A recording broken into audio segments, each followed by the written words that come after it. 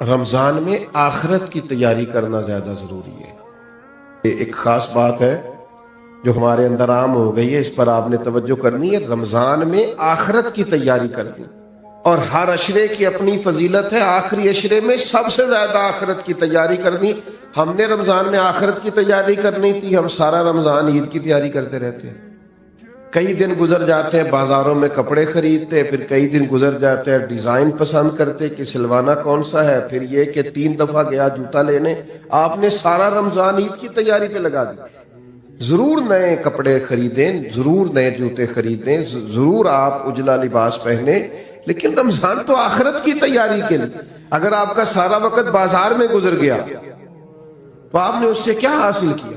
چاہیے تو یہ تھا کہ کپڑے یہ رمضان سے پہلے خرید لیے جاتے، سلوا لیے جاتے۔ اب تو موسم کا بھی پتہ چل جاتا ہے کن دنوں میں کیسا ہوگا۔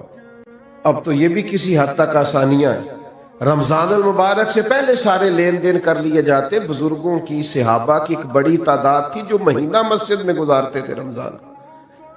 کہتے تھے وقت ضائع نہیں کرنا، پتہ نہیں دوبارہ ہاتھ آئے کہ نہ آئے، اس کو ضائع نہیں کرنا۔